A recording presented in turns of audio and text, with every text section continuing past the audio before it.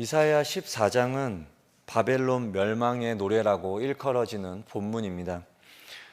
바벨론은 바빌로니아 제국의 수도입니다. 이사야가 활동할 당시 바벨론은 아수르의 지배 아래에 있던 미약한 국가였습니다. 하지만 시간이 지나 바벨론은 아수르를 점령할 만큼 강해졌고 누부갓네살 왕 때에는 최고의 전성기를 누리게 됩니다. 나중에 남유다도 바벨론에 의해 멸망하게 됩니다. 이렇게 강하고 세계를 진동시키던 바벨론도 하나님의 심판 앞에 무너지게 된다는 내용이 바로 이사야가 예언하는 내용입니다. 먼저 1절에서 3절은 하나님이 이스라엘을 긍휼히 여기셔서 이스라엘을 다시 본토로 돌아오게 한다는 내용입니다. 남유다는 BC 586년에 바벨론에 의해 멸망하고 세 차례에 걸쳐서 바벨론의 포로로 끌려가게 됩니다. 이것은 죄악된 이스라엘을 향한 하나님의 징계였습니다. 하나님은 남유다를 징계하기 위해서 바벨론을 징계의 막대기로 사용하셨습니다. 그리고 때가 되어 하나님은 남유다를 다시 예루살렘으로 돌아오게 하실 것입니다. 1절에 보면 1절에 여호와께서 야곱을 긍휼히 여기시며 이스라엘을 다시 택하여 그들의 땅에 두시리니 이렇게 말씀합니다. 하나님께서 이스라엘을 다시 택하여 라고 말씀합니다. 이스라엘은 하나님께 택함받은 민족이었습니다. 하지만 이스라엘은 죄로 인해 하나님께 버려진 바 되었습니다.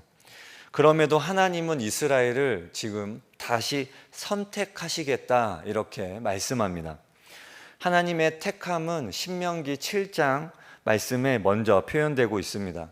신명기 7장 6절 7절 말씀에 너는 여호와 내 하나님의 성민이라 내 하나님 여호와께서 지상 만민 중에서 너를 자기 기업의 백성으로 택하셨나니 7절에 여호와께서 너희를 기뻐하시고 너희를 택하심은 너희가 다른 민족보다 수요가 많기 때문이 아니니라 너희는 오히려 모든 민족 중에 가장 적으니라 이렇게 말씀합니다. 이스라엘은 택함을 받은 족속이었습니다. 하지만 죄로 인해 형벌을 불러왔습니다. 형벌 이후에 하나님의 사랑은 다시금 이스라엘을 선택하여 고국으로 돌아오게 하는 그런 은혜를 허락하십니다. 하나님의 사랑이 이스라엘을 다시 선택하게끔 하신 것입니다. 자식이 죄를 짓고 미워도 일반적으로 부모는 자식을 버릴 수 없는 것입니다. 하나님은 다시 택하여 하나님의 사랑을 보여주십니다.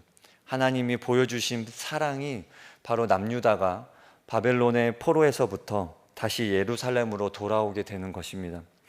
다시는 돌아올 수 없는 장소였지만 하나님이 다시 돌아오게끔 사랑으로 보여주십니다. 머리 검은 짐승은 거두지 말라는 그런 속담이 있습니다. 또한 사람은 고쳐 쓰는 것이 아니다라는 말도 있습니다. 이것이 무슨 의미입니까? 사람은 악하다는 것입니다. 사람이 은혜를 입었으면 갚을 줄도 알아야 하지만 은혜를 모르는 사람이 많다는 것입니다. 사람의 천성이 쉽게 바뀌지 않기 때문에 이런 표현들이 있는 것이지요. 하나님께 은혜를 입었으면 그 은혜를 갚을 줄 알아야 합니다. 하나님이 이스라엘을 택하신 것은 그 이스라엘의 수요가 많거나 잘났거나 뛰어났기 때문이 아니었습니다. 오히려 모든 민족 중에서 가장 적다고 말씀하십니다. 하나님 입장에서 가장 적고 부족한 이스라엘을 선택하셔서 무슨 덕을 보겠습니까? 작고 약하기 때문에 손이 더 많이 갑니다. 어린아이일수록 손이 많이 갑니다. 챙겨줄 게 너무 많습니다. 일일이 밥을 떠먹여 줘야 하는 그런 시기도 있습니다. 능력 있고 힘이 있으면 알아서 척척 할 수 있습니다. 그런데 하나님은 고생을 사서 하시듯 약한 이스라엘을 선택하셨습니다. 그야말로 은혜입니다. 배신을 당했는데 또다시 선택합니다. 이성적으로 생각하면 미련한 행동입니다. 한 번 당하지 두 번 당하지 않는다는 말처럼 하나님이 한 번 당하셨으면 충분합니다. 하지만 하나님은 다시 선택하셨습니다. 인간 입장에서는 너무나 감사한 은혜입니다. 우리도 이런 하나님의 사랑을 받고 있습니다. 하나님이 우리를 선택하셨습니다. 우리가 때로는 죄를 짓고 하나님을 멀리 떠나 방황할 때도 하나님은 여전히 우리를 선택하십니다. 우리를 놓지 않으십니다. 우리를 버리지 않으시고 우리를 계속해서 선택하시며 함께 하시는 하나님의 사랑인 것입니다. 가성비를 따지고 손익비를 따졌다면 우리는 여기 있을 수가 없습니다. 하나님은 손해보는 장사를 하고 계십니다. 그래서 우리가 여기 있을 수 있습니다. 우리를 선택하시는 그 사랑에 감사하며 오늘 하루를 살아가는 저와 여러분 되시기 바랍니다. 4절에서 11절 말씀은 바벨론 왕에 대한 심판이 나옵니다. 바벨론 왕에 대한 심판은 하나님의 징계였습니다. 우리 5절 말씀 함께 읽어보겠습니다. 시작. 여호와께서 악인의 몽둥이와 통치자의 귤을 꺾으셨도다. 하나님이 악인의 몽둥이와 통치자의 귤을 꺾으셨다 말씀합니다. 바벨론은 나중에 메데 바사 연합군에 의해 멸망하게 됩니다. 하나님이 메데 바사 연합군을 통해 교만한 바벨론을 징계하십니다. 바벨론의 멸망에 대해서 온 세상이 기뻐한다고 말씀합니다.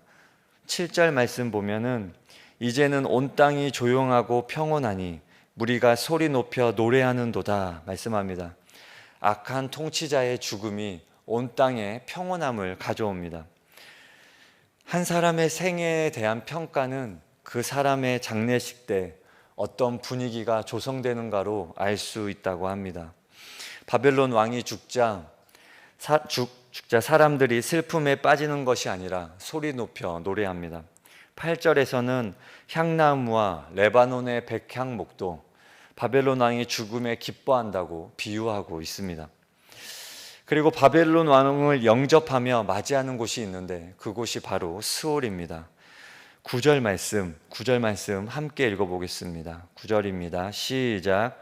아래의 스올이 너로 말미암아 소동하여 내가 오는 것을 영접하되 그것이 세상의 모든 영웅을 너로 말미암아 움직이게 하며 멸방의 모든 왕을 그들의 왕자에서 일어서게 함으로. 아멘.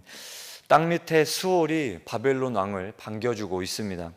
바벨론 왕이 오니까 한때 세상을 다스리던 통치자들이 일어나서 이 바벨론 왕을 맞이하게 됩니다. 그리고 이야기합니다. 10절 말씀에 보면 그들은 다 내게 말하여 이르기를 너도 우리같이 연약하게 되었느냐 너도 우리같이 되었느냐 하리로다. 먼저 죽었던 세상의 통치자들이 너도 우리와 똑같은 신세가 되었구나 이렇게 말하며 조롱합니다. 11절에 내 영화가 수올에 떨어졌으며 내 비파 소리까지로다. 구더기가 내 아래에 깔리며 지렁이가 너를 덮었도다 이렇게 말씀합니다.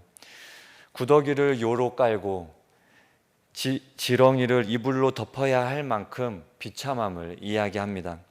세상에서 영광과 권세가 화려했던 만큼 바벨론 왕의 멸망은 더욱 비참하고 처절함을 의미하고 있습니다. 이스라엘도 하나님께 형벌을 받고 바벨론도 하나님께 형벌을 받았습니다. 둘 다 형벌을 받았습니다. 형벌의 모습이 똑같아 보입니다. 이스라엘도 형벌을 받아 나라가 멸망했고 바벨론도 형벌을 받아서 나라가 멸망하게 됩니다. 하지만 이스라엘과 바벨론이 다른 점이 있다면 바벨론은 소망이 없는 심판이었고 이스라엘은 소망이 포함된 심판이라는 것입니다. 이스라엘이 하나님의 선택을 받았다고 해서 그들이 심판에서 비껴간 것은 아닙니다. 형벌을 받을 때는 똑같아 보입니다. 하지만 결론이 다릅니다. 이스라엘에게는 소망이 있습니다. 이스라엘이 뭔가 의롭고 특별한 존재이기 때문에 이스라엘에게만 소망이 있는 것입니까? 이스라엘이 의롭고 특별한 존재가 아니라 하나님께서 다시 선택하신 것뿐입니다.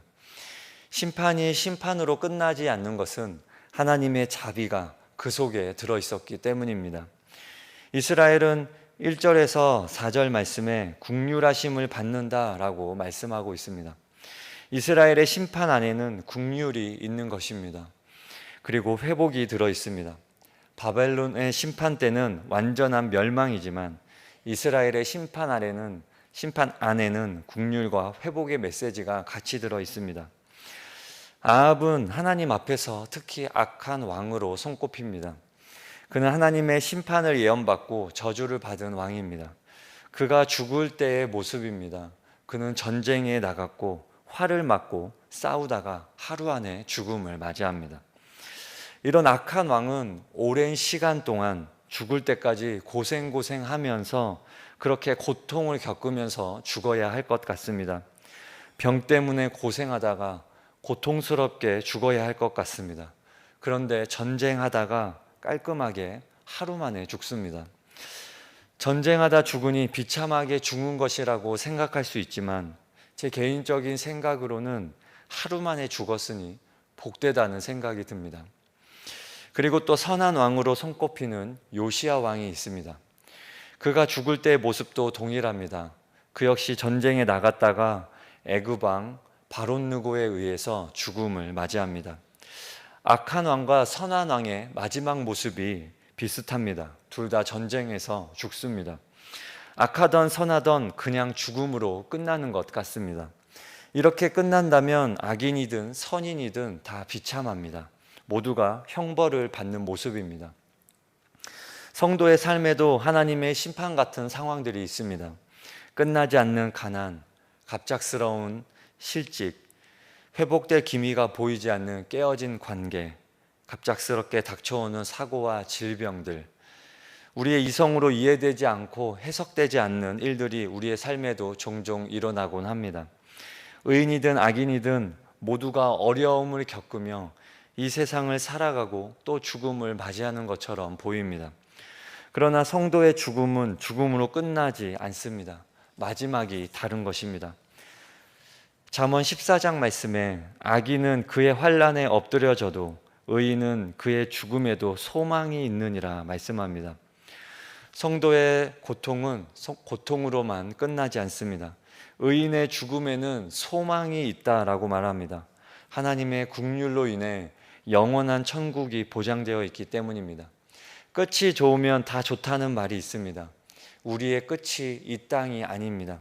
우리가 비록 이 땅에서 형벌 같은 심판 같은 삶을 살지라도 마지막 때에는 모든 것이 변화할 것입니다. 예수님의 삶이 이 땅에서의 삶으로 끝마쳤다면 그야말로 형벌이며 저주로 십자가에서 마감한 것입니다. 하지만 예수님은 잠자는 자들의 첫 열매가 되셔서 소망이 되셨습니다. 우리에게도 이런 소망이 있기를 원합니다. 어느 문구 중에 작은 씨앗에서 새 소리를 듣는다라는 구절을 보았습니다. 아직 작은 씨앗에 불과하지만 씨앗을 땅에 심고 시간이 흘렀을 때를 상상해 봅니다. 씨앗은 나무가 되고 나무에는 온갖 새들이 모여서 아름다운 노래를 하는 모습을 생각해 봅니다. 아직은 작은 씨앗에 불과하지만 작은 씨앗을 보며 꿈과 소망을 품게 됩니다. 왜냐하면 씨앗에는 생명이 있고 이 생명에는 소망이 있기 때문입니다. 이사야가 예언하는 소망은 아직 오지 않은 먼 미래의 일입니다. 이스라엘에게 당면한 심판은 곧 눈앞에 도래할 것입니다. 하지만 회복은 아직은 먼 미래의 일입니다. 바벨론 포로가 되고 70여 년의 시간이 흘러야 합니다. 그러나 주님은 왜 이사야의 입을 통해 이렇게 먼저 소망의 말씀을 하시는 것입니까? 이스라엘이 심판을 당하지만 그 고통의 시간을 견딜 수 있는 그 소망을 주고 싶으신 것입니다. 작은 씨앗을 지금 주고 있는 것입니다. 씨앗을 보며 소망을 가지라는 것이지요. 우리의 삶에도 고통과 어려움들, 그 견딜 수 없는 시간들, 그것들이 있을 때 우리 안에, 우리 마음에 그 심겨진 약속의 말씀들이 약속의 말씀들, 그 작은 씨앗들로 인해서 우리가 그 어려움들을 견딜 수 있는 것입니다. 이스라엘은 자신들의 죄악으로 인해 이방인들처럼 심판을 당하겠지만 하나님이 주신 그 약속들로 인해 소망을 품고 살아갈 수 있습니다. 우리의 삶에도 끝나지 않는 그런 여러 가지 고통들이 있을 수 있습니다. 두려움이 찾아오기도 합니다. 세상은 급변하지만 우리는 여전히 미약합니다. 그러나 우리에게도 이런 작은 씨앗과 같은 말씀이 우리 안에 있을 때 우리는 소망의 새 소리를 들을 수가 있습니다. 이스라엘이 당장 이 말씀을 듣는다고 회복은 당장 오지는 않을 것입니다. 그러나 그들 마음에 이 마음을 품고 간직한다면 그 자리에서부터 회복이 점차 시작되는 것입니다. 그리고 때가 되었을 때 그들은 자신들의 나라로 돌아오는 것뿐만 아니라 하나님을 경외하는 마음도 회복되어질 것입니다. 우리에게도 하나님의 말씀을 마음에 품는 것처럼 소망의 씨앗을 우리의 삶과 마음 속에 간직하기를 소망합니다. 거기로부터 우리의 회복이 시작될 것입니다. 마음에 심겨진 소망의 말씀이 오늘을 살아가는 힘이 되어 하루하루 믿음으로 살아가는 저와 여러분 되시기 바랍니다. 우리 함께 주기도문 하겠습니다. 하늘에 계신 우리 아버지, 아버지의 이름을 거룩하게 하시며 아버지의 나라가 오게 하시며 아버지의 뜻이 하늘에서와 같이 땅에서도 이루어지게 하소서. 오늘 우리에게 일용할 양식을 주시고 우리가 우리에게 잘못한 사람을 용서하여 준 것 같이 우리 죄를 용서하여 주시고 우리를 시험에 빠지지 않게 하시고 악에서 구하소서. 나라와 권능과 영광이 영원히 아버지의 것입니다. 아멘.